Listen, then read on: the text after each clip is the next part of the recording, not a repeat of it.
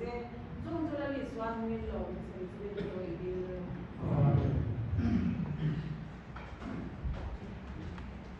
Oleh, namun sebelum tu kita baru putih cuma tu oleh,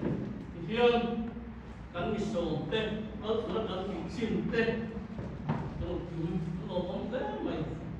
kamu sain kan soal moi tu teh kan titir, tapi mungkin dan akhir kan tinggal tu itu kan, mo, itu kan min pun lagi kan kau teh, kita min skills tu yang kita nak. Emily, point of intercept. One, Noah, that's been fella.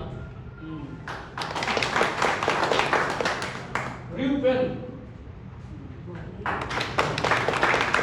Munkuya. PC Laurent Ba, Senior Vice President, LDCC. LDSC. Kailangan kuya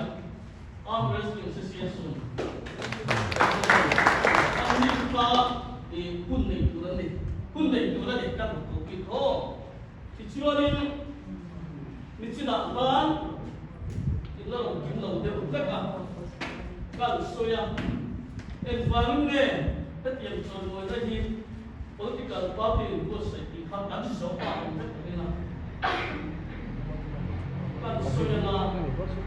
so mo na national airport level ang city Congress party yan so mo innocent ini na please pulin ka na dito na amaya roksiu kan kita claim pange apunin connect konpulok pa ipagkaroon ng so may tingnan ba isu na po kan yang amaya roksiu yung kaya tingnan kan din target kan to ba ituan सरकार सियम तुना इंग्रो कंपनी है हर सरकार सुन support ते education ते तो ते kan kui kurani जो सरकार line ringo tabe tu kan ni lo ite kan ringo beli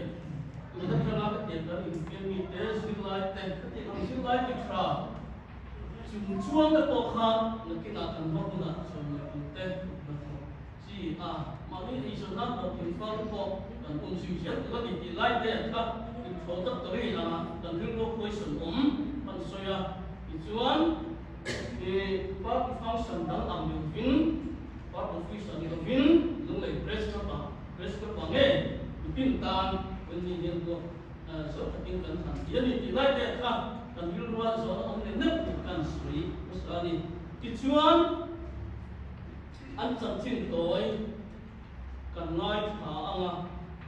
thế là hiền là lâu thầm một quy ăn kalanga mình bắt đi chin ăn xia là chuẩn bị được đó thì nó cái lâu thầm sao mình bắt đi chin ăn xia không chuan ăn xia tangin ăn chúng ta đi cái đó nia oleh oleh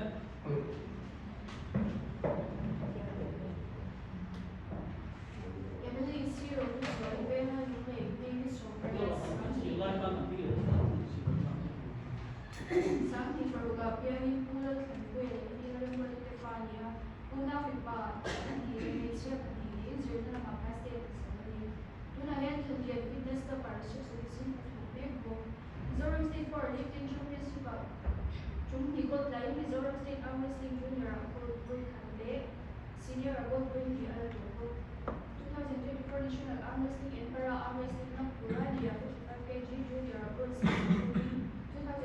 National Arm Wrestling and Para Arm Wrestling Championship Kerala Adia, 55 kg Utah. Silver Line, 55 kg Senior Accord Bidang Anshani, Unawin, Baka Ama Anshani, Tuzoroni, and this year with Razugan Chai.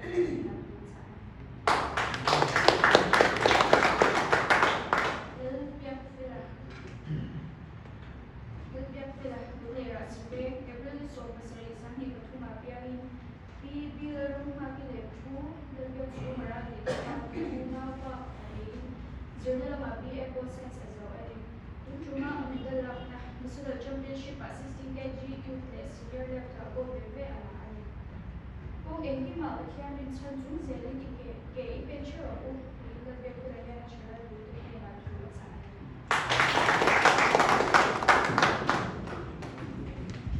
Rồi, anh nói không phải tham chân chín,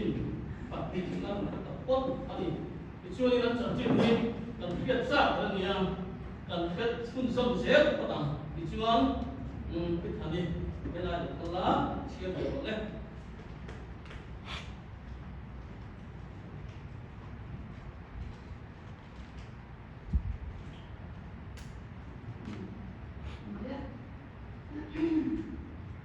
When that ma is wala không ai lo tin se lúc này race về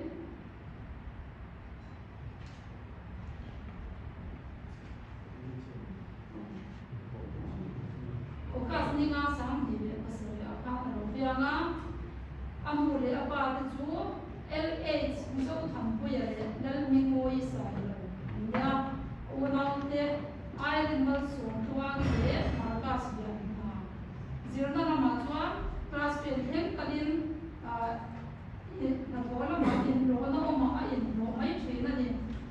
akanga in man na wai pe in mang em ma in fiam na ma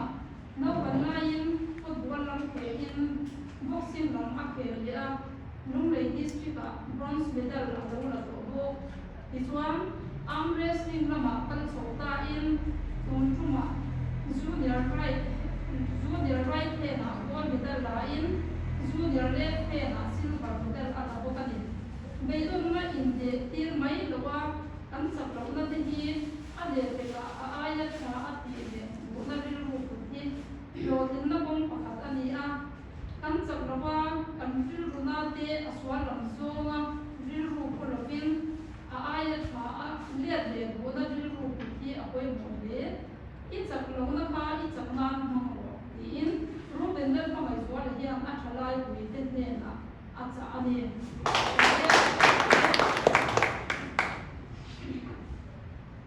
See them who are coming to the Ani he no late Laya Omania September is one, but some of the person who are from a camera Piana. Besides, some we see the sound late if Ania, I would out there.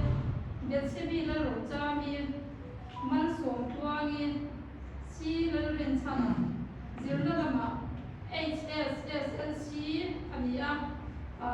na kona lama tua Mizoram police dia impian na lama amu ma lo de tuada All India police meet sam di sumni padi jo sam di sumni padi arm wrestling champion of champions tunchuma bedal lagna World Police and Fire Games, Birmingham, Alabama, USA Arm Wrestling Day. Cases are Soma, gold, silver, and Alani. Ruilovin, Kantram, Minty Boy, Emma, Kantalin, Late, Mintu, Satu, Adi Abangin, Tankarzo, Tesu,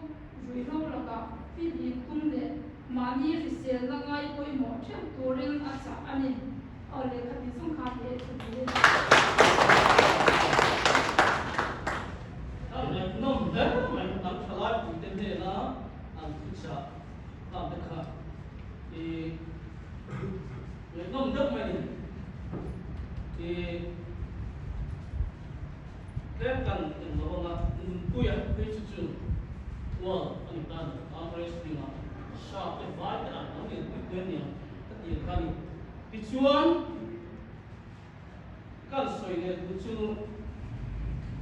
Incentive cash Mizoram Sarkari. Asia itu Allah dong ni India. Februari ni sombi, banga sang ni sombi, banga notification.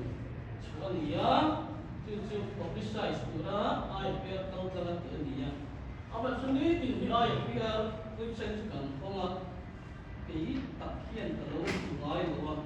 Sudah cionin Olympic Games at Peru, Lomakan Siama. Gold there, bronze there, silver there. Olympic at Peru, Mizoram Sports Council. Up from the Hotel. Unloman to the big Hết là hiện ở đây sẽ quân lệ chùa ở xia nó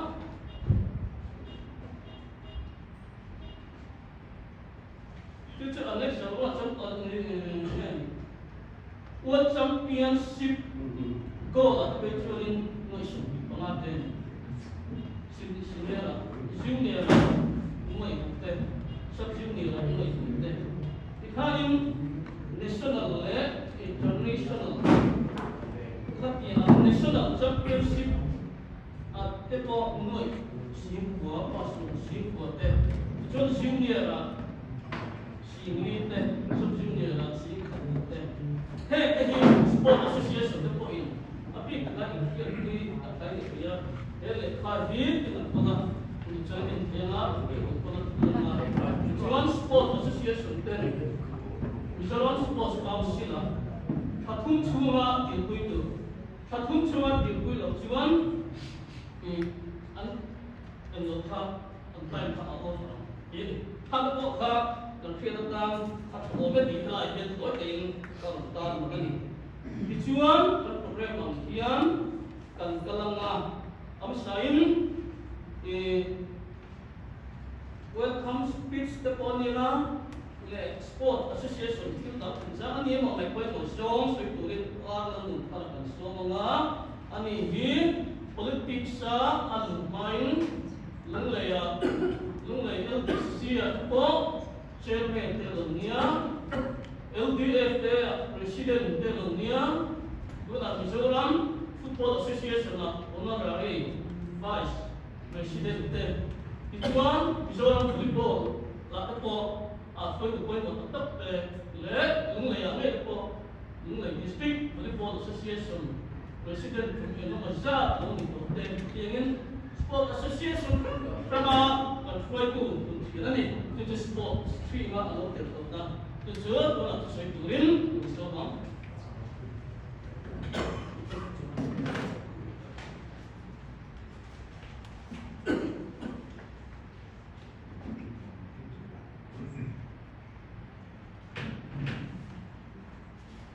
Chairman, LDCC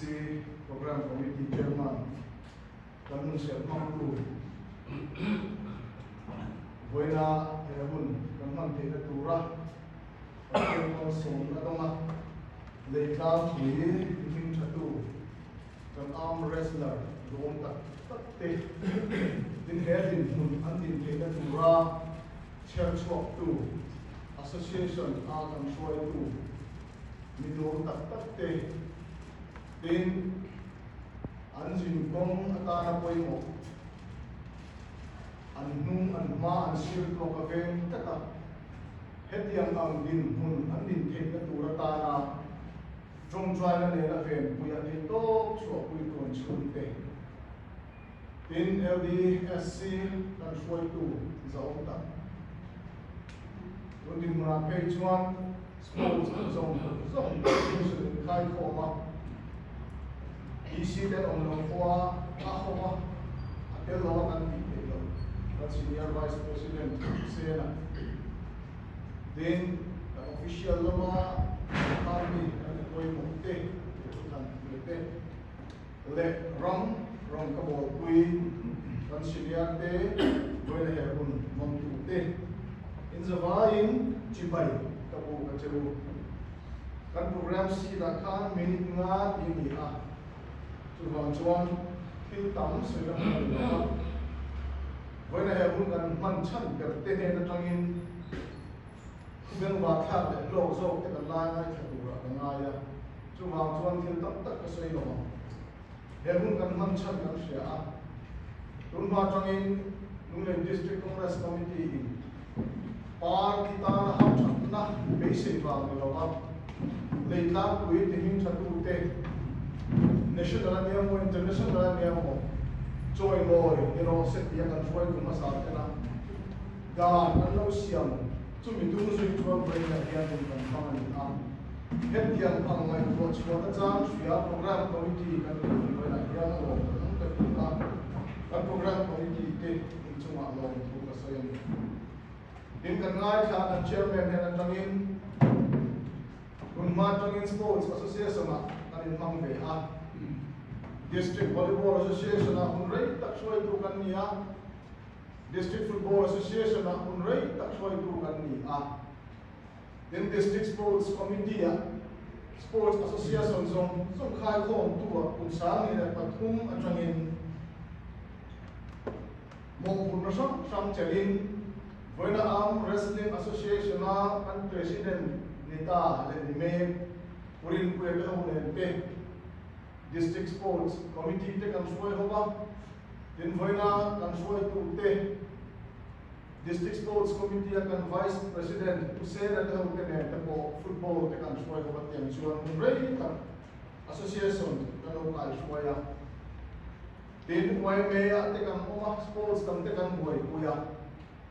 Voitlen hian Mizoram Football Association page 1 honorary vice president mo urna chelin mun kala mang ve me ka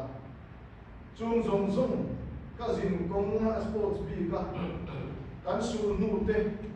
kan hun kal liam ta ka ngai ku hian Mizo te tan hian team wa a hi hokin na chan a har mai o tian chu wang chuan individual item te weight category te hian nasazo kan ka te poi a chu ni ka sia a chung ma kan la na te kan suai pu te impact na te then a participant te kan players te foreign na te wangin vai na ko hian le ka pu in choi mo tu kan an nia chu tiang chuan he din mun kan ning ke na hi association kan suai pu te min phal te le chung kwa te in ni a chu wang chuan vai na hian a lo om ka ti a in the var chu a hian tharin lo tu te kan soi le a tin he kan sia a sports ani chuan policy mu mal angaya association point om jane loving sports kan soi chuan kan nau te ela ma kan chen do lo tum kan ne angaya go kan ne angaya ni tiang chu so kha point tum mu mal kan ne angaya sports policy mu mal te kan ne chuan kan in fiam ni foi na hian club ta mo zone ni mo district level ni mo state level ni mo ramro ku kan khen ba chu ba ba so kharian sports policy mu mal tak ane ngaya congress so khar lai khan sports policy vai ni thek mo poi mo mai kan thek chu gets them young khan din chu mai ni loving vision olympics ani so itu dia ngai lo chu ani a so khar ka liam ta te vai ne so khar te ko hian in fiam mi te ta na ham chat na le in fiam mi te ma ko kan ngai je in chuan sports policy mu mal kan nei ngai gets them young bulletin na ani va vai ne ki ta on to national international lang kan ko mani chu va to sports policy ko mu mal tak nei tu rin in was je ko atu o me ato pera chuan vai na ka choi moi me te kan armrest na ton tak mai in mail kan mu a in piansia kan mu in nung cham kan fia aro pui kan pi a in kal le na sel tura pathian thui na ne kun manga malam huna na sa zo king leitang pui Mizoram India din cha se turin du sakna kana na chu ro me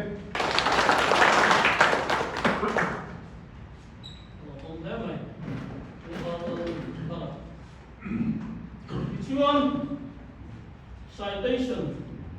kan in la anga citation kan suwa tu soi tu ra ro pi kan ne ya ham ho te kha kan soi na amal ke program a hianin tu soi number 3 ta khang award ti kan award ti te ya sei men ma na ta kan de ko tu soi ta ma na ti to ma chu rang chuan cái sợi FM thân chương thì cần phải in tùy là vâng ạ anh bảo gì á thì ổn nghe sợi ra cái này các bạn thì các chú linh cũng thân sát tập kinh cần không anh thì chưa tú anh sợi đó này đó là khác anh tìm cũng là thật cái chiếc là nếu bằng cái áp dụng là cái thế mà đi đâu cái comment thế này ku soi da po kha e tem minute na ti po kha han pi te po ni mai na ha ti thin dong nia ti ka kan soi ni ti chuan le award citation kan hangin la da na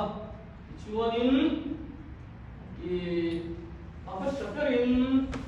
kan ti pula ta kan kalau kon ta pek mai lady first the chin kan ti kan ti so na kan ti ve ya silang buya ko ngai nun so se la award la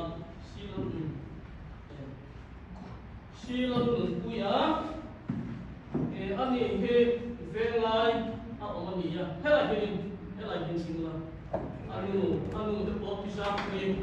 velai ko tham foi tu pai mo ta ni ti chuanin loman na turin am tiat de president bob wa la nu thar lo so mong awat nam to ka ram ko surprise bo chang ya ela o se chu ma se ngai Cheering Joy Moina, Silang Fuya. World Police and Fire Games, Arm Wrestling. Cases are so gold medal and silver medal in the team. Kano Punchain, Kowe Punghua, Police work in the Mifilor in he can I Santain can swung that. Mizo Tahian, Kowe Rieta, Taina can name the Iron Leta. Kan suya hian kan long tak zet ani ramle nam himna ta le sual dawa mi puye thamon pura na ithona mizoram tan fapadom tak nizel turin du sakna kan la na che Eric Arzo mon puya treasurer Joseph RRM ne ta vice president le Arlan Thara president Mumbai district congress committee in Mingan sign ani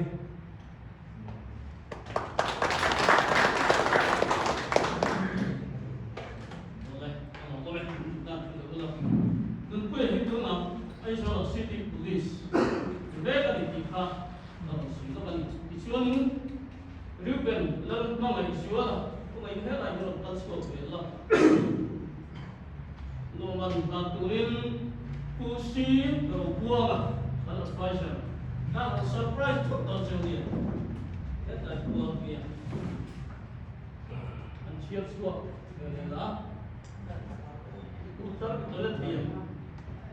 Tapi kalau ini siap ni, Lalu bukan media. Kalau ada sosial. Rồi ngồi na, riêng về lalu pemain bola. Di sana arm wrestling championship kami sama Kerala State ni Jogja junior right hand gold medal junior left hand silver medal. Ila kahi long chain tam siya tak so sao tak ini ihun local day tu le malam pana dalna do ina ang day tu le mizo chalai kita influencer day tu rin du sakna kanna se lalu para presiden Mumbai district congress committee BCC Joseph R. London Mehta, Vice President, Mumbai District Congress Committee, BCC, Sani Sundipuma, Eric Jomotuya, Treasurer.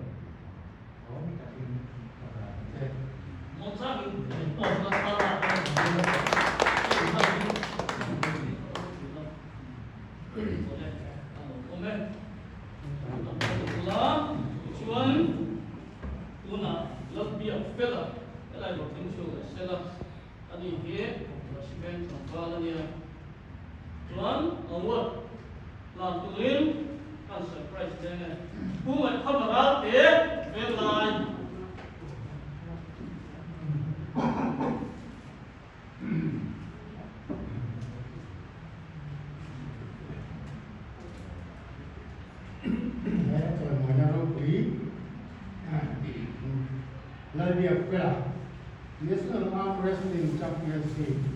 Sami Soli Panga, Kerala State, and Jogja.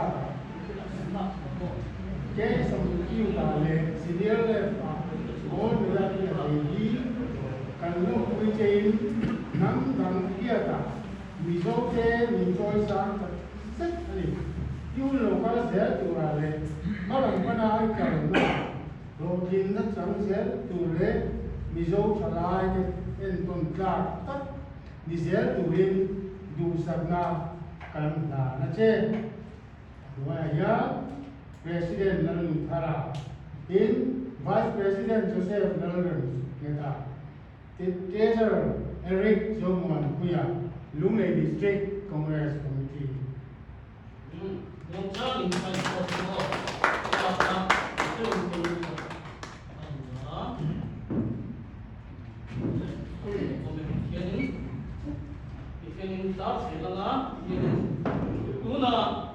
Emily, zero to zero. Tanpa kelang, awak siapa dengan surprise dia. Beri asal mampu ya. Ani boleh kelang. Anu berkeras dengan itu. Oh,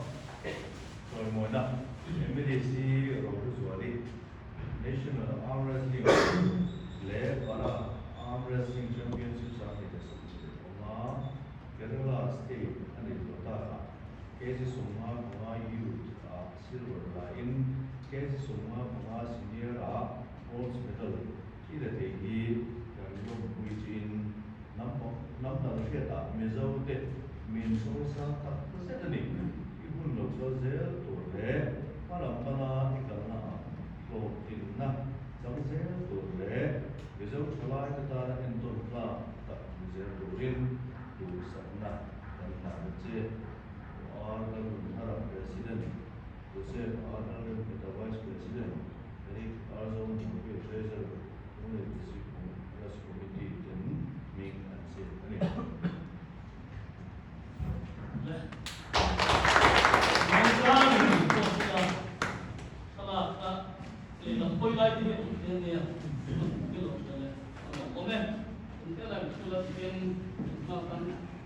không về đấy là thì chuyên chỉ là tham ăn sợi hộp tất cả ăn kịp lại tham ăn chung tên ăn là đi rồi làm tu để phát có cái sao rồi mà chúng là cái này là những sẽ chung tên đâu lên ăn đủ rồi ăn số lại số ok no chung tên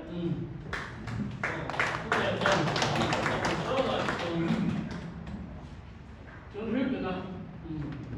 apa so that apa saya mengatakan tadi kiamkan di dalam ini cuman nunggu ya Jadi besoknya lawan sih lawan satu kalau dia tak mau main. oleh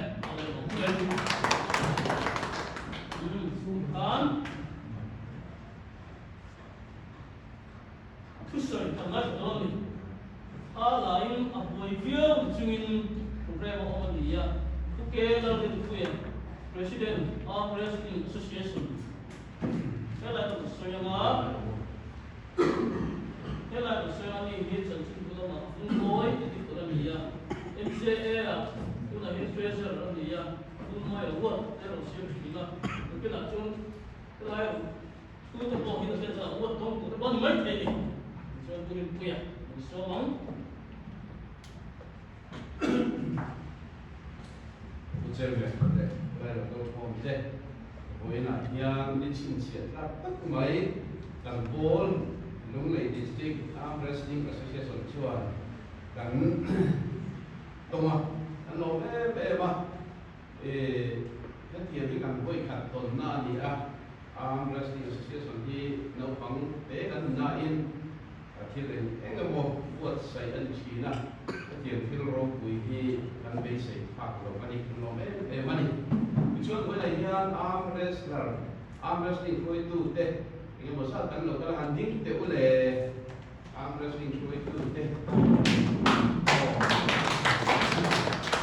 kalau lain kan lo kalau kau ini mai curu kan kan kita naik di production tak nanti ada cara tu Lunglei District Arm Wrestling Association kan secretary kan GS General Somniana oh ini po athletic lama ma Mizoram ko holder 100 ke darat cak ani ya kong hang ngin ai ni talena nei u David Zelal Fakzuala kan treasurer Ome ni Ramkar ani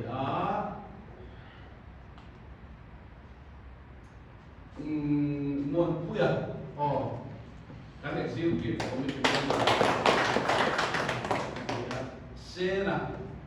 oh ani he reu kenapa ani committee member ani Sena hi National Arm Wrestling Championship apoi nilai silver foi kumlai silver medalist ani final suna bukan kalau tilo Ardia kan oh kan assistant secretary kan joint secretary Ardia oh ani program karpa ani ni par lai local pay along there by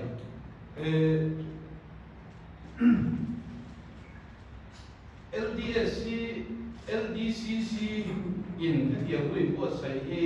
Chinaga say to Angkan and Muma Apokan Laman Lopania when I hand long to and soya hey Sokar Chirang and Hondoa Sokar Bete Sokar Tolote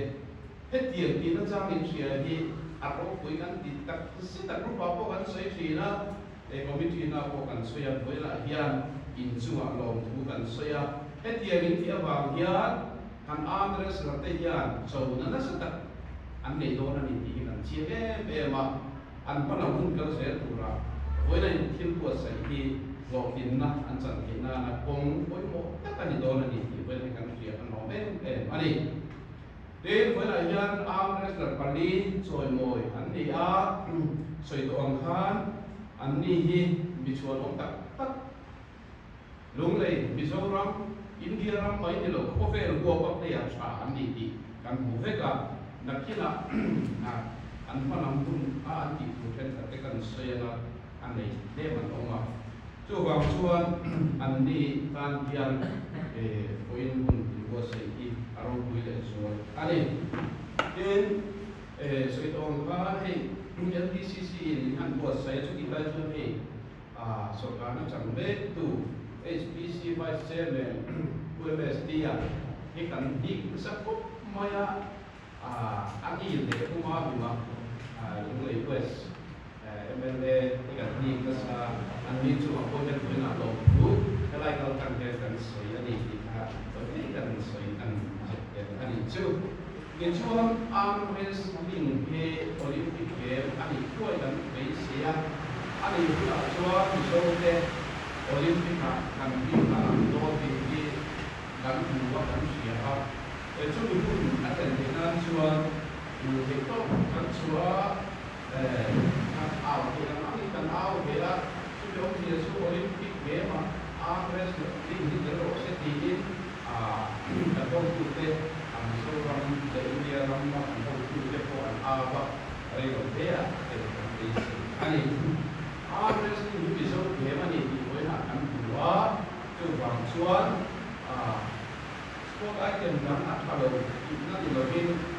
Olympic game he ran ko na na in ko na bin so te min sia ti na ni login chu tian min sia te da chu ko choi na kan choi ni ko e ma chu ko na ya NCC ni sia ni sia de in ka pia kan mo e ba in ka se na dura ko musakna an pa se ani Kalai te ko ve la ni ti kan ram koi ku te kian sia se kan ku na ama ro kan be se ang ani lo ba kan bu kan sia ama ro che LDCC ko ko se ni ngai ku kian ku se kan pin tu kian se kan ka lo ka se ta kalai te ko ve la ni se ku kan ram koi ku lo ka tak te kan pin tu ni kan tu to lo ko ni tu kan kian Lunglei District Arm Wrestling Association President dan dan soi le ko ani atau pera chuan kan ngau te ke soi kong a an trebe kan ni puya ko pera champion ani kan sia a akal le se ko police mai ni lo open at ko champion ke ni na ding di kan sia no puya chu aro pui kan ni a din riu pera kan sia a national champion of Bagin Winner Soyboina Adon September ni so matanga Balkania World Championship Wrestling ko sa Tura India naman ang kandoran ng araw ko lung lay in patien kan lay ama siya ni so singa kandona World Championship Balkania ko sa Tura so na yan TikTok so in ai ko sa Amerika ko vera champion ni tu tempo at hin kan sia redo dea ko championship dung le dei tang ko kan ko don ni in kan sia jusu ko na yan ni choi moi saka ani hi ada ko ni to ba ani hi ko championship ko na to ra ko in choi moi ni man kan kai kan me se ni no ba kan sia bela kan check mai ko vera champion du ni na ni kan ko với lại nhân thế là để đi căn suy nghĩ anh em nên số là cái lá vai hậu sinh là bộ nó để là gì rồi sau khi suy chú bảo chú không về trong biển biển đi bồi đi các căn suy nghĩ chú anh đi phải không về trong biển biển là gì em đi hi áo này cả bộ nhân trong biển thì không có gì không về là ama ero chú anh đi điềuที่ทำให้หมดทันทีรู้เลยที่การเรียนassociation ชวนเต็มไอดีเต็มชวนพวกเราจำเป็นที่นี่ผู้เดียบพายไม่ดีอาหารสวยเลยช่วยก็แต่ก็เรียนอยู่มากินจู่บางช่วงคนนั้นทำไมเราต้องยิ่งสวยบ่อยที่พวกเราจำเป็นที่นี่ที่ชาติมีความยิ่งกันช่วงว่ารู้เลย district arm wrestling association president เป็นการที่จะช่วยเชียร์เป็นมาkan sudah kalian lihat juga akan lihat juga itu sudah kami ambil siap beliau berarti di intersect ya boleh lokal kegiatan kalau kalian kalau September ini soal kemudian dua itu bel apa waktu aja dua itu contoh nanti ya kan soikan apa nih boleh lokal kok dia kan di kecuali kan orang association pun kan TikTok kan sudah kui mereka amal orang semua kan coba lah ya boleh tu mereka ngomong coba tuan akan pro kalau misalkan itu kalau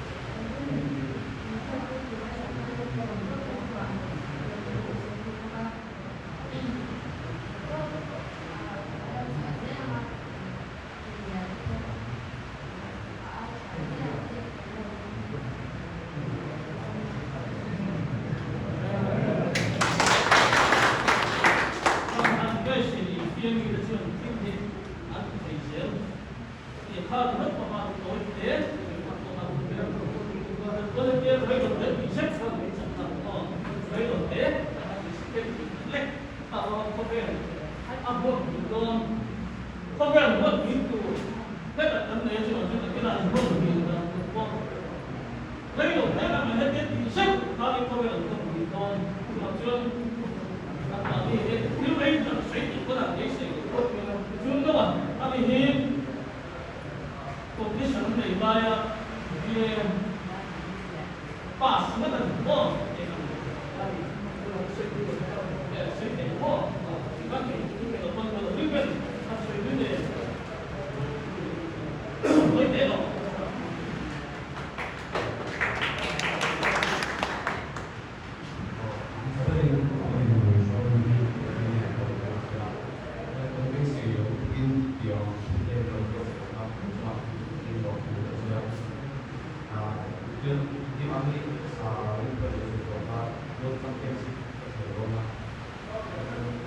Euro Championship ke kan buat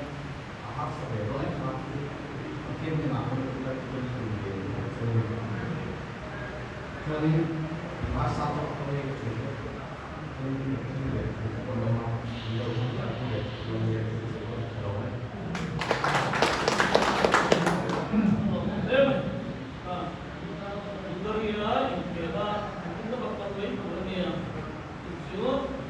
champion di Belgium hai cina tengah dekha pun ini Jorok Serkar Rusia international champion di Chile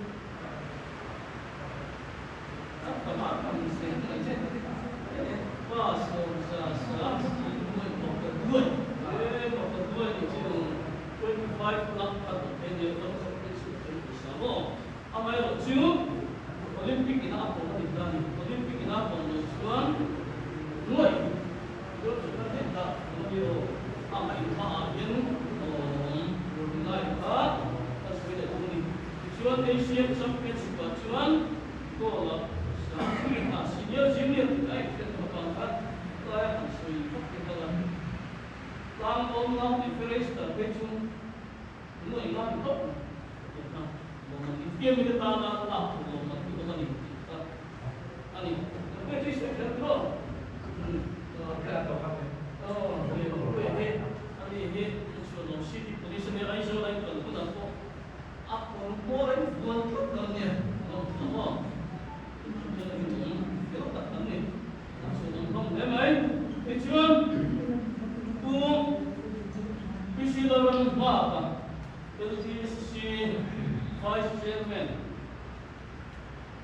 Senior Vice President, ini kan sudah kita.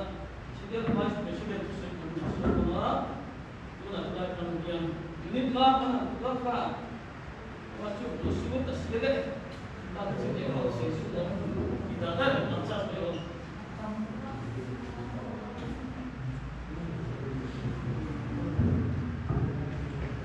Kalau di pada itu, Jerman ada pusat memang satu pengumpulan. Kuala Lumpur itu district Congress Committee yang berkuasa mengumpulkan limpuya. Mengenai Wrestling Association dan Presiden atau berkuasa, Bonia dan Solomon, national gold medalist Palite, Bonia journalist Doktor Teh, Ibrahim Cibai dan Bupasa Ceu Ani. Nungay District Sport Committee so na nandun kan min surprise biar maya harus kan chairman party na tundate pun masalah mate answenta kakasuan kan itu omre party head kan ini kasia kalau ani boy niya pun intuah hidup program kan ya pun masalah maka kan program ini contoh dar aktifan dia, contoh dar katanya LMC na suat suraksan awat sang lesong Bali awat kandung ketulakan tu soitura punten dia bangin, boleh dia dianin dar kat program ni so katel tekon wetin rupa, lu edisi sport komiti rupa so itu kan masih elaikan program ni dar sompak dan somta lawakan dalam pengalian hotel dia kalau apa boleh face katan bunyi cerita kening kasia Lunglei District Congress Committee Noya Program Committee den Principal Feltak Nein Lunglea Sport Lama Nim Chate Tan Choi Moina Hun Siega Tia Hun Masalama Roma Nei Lunglei Voinia Tata Taki Puiting Hi Lunglei District Sport Committee Kan Lombe Tema Lom Hun Soi Mola Manmala Hun Kalsia Turate Po in family Choi Moita Te Choi Moi Turia Hepa Ti Hepatok Choi Jeru Ti Kanin Ninna Ani Se Tulaya Lunglei District Sport Committee Hian Heng Dan Nim Chate National level te Asian level Choi Moina Lotina Rom Chamte Choi Moi Tu So Kani Kon Kasia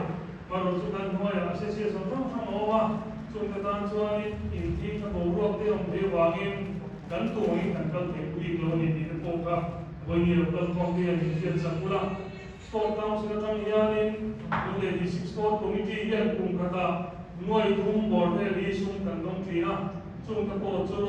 Association Trong Ate Promotional Fund Ti Kan Sem Chok Pe Tina Tunai Kapo Hian Sem Chok Tu Kan Nei Dong Hai Kan Tina Chung Kana Kapo Chuan Abig Takin Amres Tina Kan Choi Tu Kapo Hian Nge Promotional Fund Aka Rongin Hiam Hiam Tau La Kadwa Tunai Loka Kapo International Competition Machon Tu Pares La Kapo Kan Nei Dong Nia Ka Kapo Sumam Takana Modon Ti Kan Tina Ka Kapo Kan Ate Tiya In Kui Kapo Kan Tumnon Ani Tunai Hian Atopera Ka Soi Du Chu Lunglei Ining Chatu Voinia Lunglei Program Committee LDCC na kan Choi Moi Te Hi kan Phalam Huna Du Sakna Ka Dan Ruwa Tuna kan Then Hi kan Thei Chi Na Ni Lawa AI Sang So Ki kan Then Thei Ni Ti Shiain Andre King President Soyan Khan na King Lo Ka Pei Chuan Olympic a hian arm wrestling ni alate rin ania chu huna chuan so fa te ta hianin ko la ek tura ta ko ke chuan mai ni chu tiam chen ke tu chuan tuna kan national medalist te patur chula patian ti chungin mala pangula in sum te ta ne hello in na hi in ma ka kai ko man ti sia cha cha tuin du sakna dai ka ani ye ko me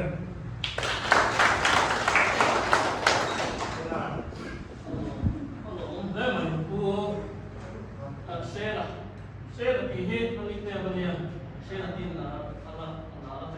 saya lah ini. Istiwan kan pun kan dia mam. Kan from batang hei kan tak berapa. Berapa itu tu. Tiket dia tiket tang buat macam itu tapi nolak. Cina saya orang sudah tak tidak kan berapa dia. Ambil tu sih.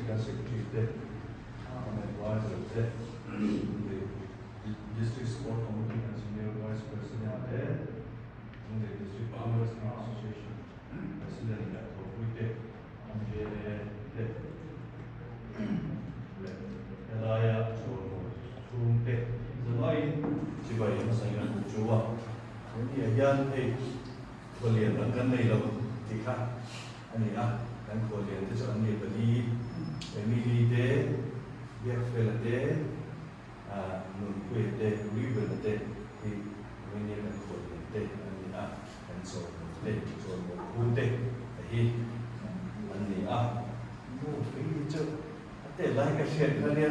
ro nó được sức và khâu lâu về đó từ lúc phát khâu lâu đây đây có thế mấy rồi là chọn rồi mỗi là đến một độ cả là ở đây mấy rồi ai những cái đồng quy cần sự là chúng ta và sự đó hey vậy là cái gì cũng là có tí cái này là cái gì cái mà này ví dụ như của sự về tạo mấy là tí lại cái bộ khác trên là khăn sự kiện cái bộ khác ở trên này nó trong cái bộ khác này program của cái trên này bộ khác này là bộ khác này Juan nó sẽ diễn đến bộ khác này họ cần đào tạo nó trên bộ khác nó rất là sử dụng bộ khác này trong một cái gì đó sport policy cũng mất thật này thì đến về để cái này với một cái bao nhiêu là gì có đấy mà anh ấy sẽ có nên cái ai cái bộ ý nên như cái phần đầu là cái cái đó thì tôi một phần gì đó thì với là cái công an không bị quy quyền nên là tôi sẽ thực hiện vô cùng là về tất cả ra thì nó có thể sẽ là để chỉ lại cái đó anh sẽ phải làm được thì nó có thể muốn là về một ai nó ra để biết tạo tất cả cái thì nó mình đâu phải cái cái này cho biết hai số tu policy nó hiện ra cái đó cho lại anh này tôi muốn để mình là cái gì ở đây hiện ở hiện một mà anh ấy để nó đi lại thì và như nó cũng thì anh ấy bảo in cái policy chúng ta có một cái này để phải thực hiện việc sẽ cho đều các bạn cũng phải hiểu là cái này thì có thể là chúng ta khi cái phụ mua là cái cho nên thì nó là nó này nó sẽ nhiều về cái là mình phải hiểu là cái gì là và cả mình có sự quản lý thì của cái kia mà trong các powerhouse cái này nó mình của chỉ điểm tổng là rong cái này nó mình ôi mình là dân thì sống sao để tập sống sao là tôi đang làm một cái chủ đề của tôi thế là để chúng ta sẽ thực hiện cho nó dịch của quy lại là gì là cái policy nó hiện đến cái là gì là cái gì ông thế để của chúng thì luôn hàng năm để của nên cả hồ chủ đề này cho nó ăn xem thế cả cho nên association của chúng tôi là cũng nó ăn này cho cả hồ chủ đề này là cái bộ hiện thêm lại là chỗ mỗi cái lại là cái gì cần phải được qua sẽ là in cũng là cho nên arm rest tất cả này arm resting ở here là Mizoram abikin lule pe chu thei na sa tất cả này thì tha an sia so ba chan he hi ni kana onam bi ka te po anna pom ani ngai chuan Mizoram hi arm resting of power house ni thei ku te po hian ko se na te hi a chaw don le in a sia in ka sia so ba chan moi ni he kan chaw moi te na te wa po hian ani te wa po hian ko na min pe ka sia ti lai ka ni na tu ba ka chan he kan ken te dok ta ka nei ti hi ka ko te kai da na ni economic development that is sport here sinh sống thế là gì so lại chú cái infirmary tên tôi đã chọn em một sát in contract and sign up này hình thì economic development program với một tập này thì bộ chủ đề ngày của na đi cho bảo tôi thêm bị bỏ hiện mà là cả chúng số tôn để là đi lại đây thì thì bảo cho social development thì là phát lại thì ôi một FM này when you hear the infirmary here ni là cho rồi thì thiếu hiện là buổi ban đầu đấy dù để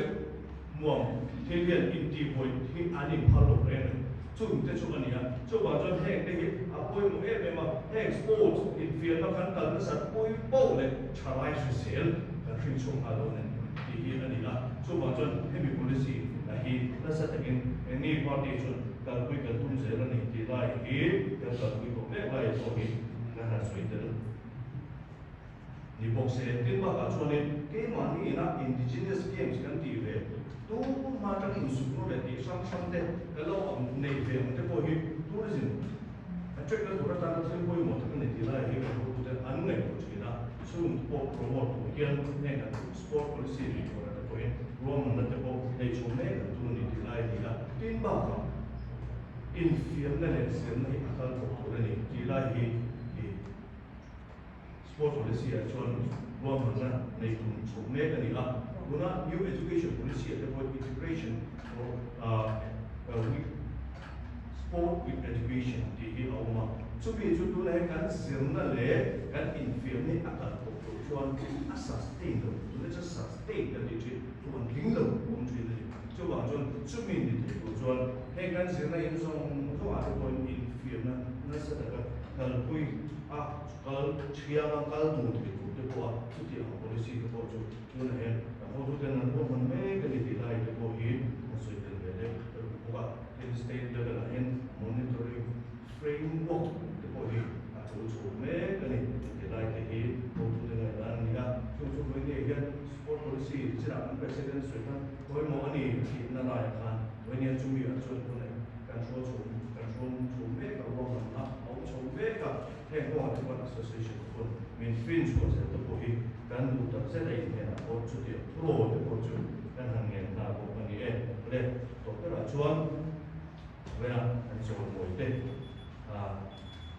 jadi anso cewa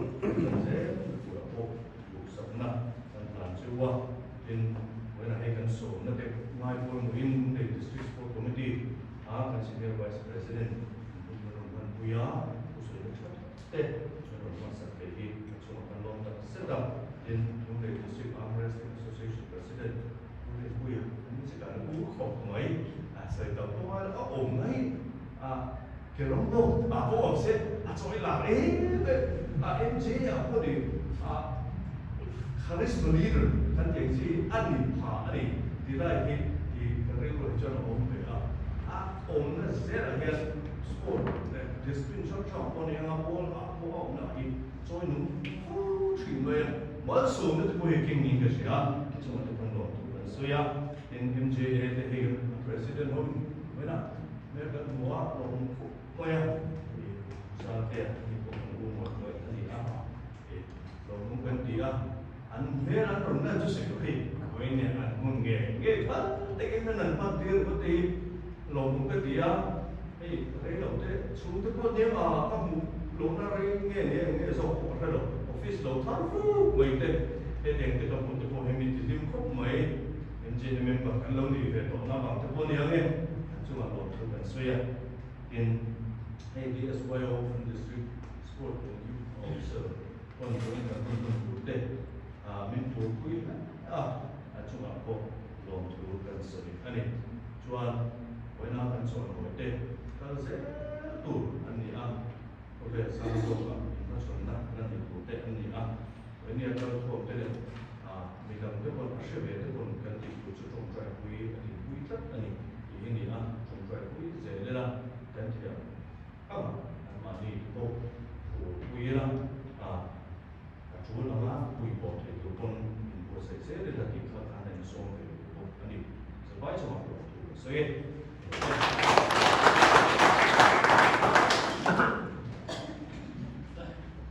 Ikan ada problem cuman kalau ada transport nanti kan so survive cuma lo so ini cuman apa tempat kan tu di cuman yang lagi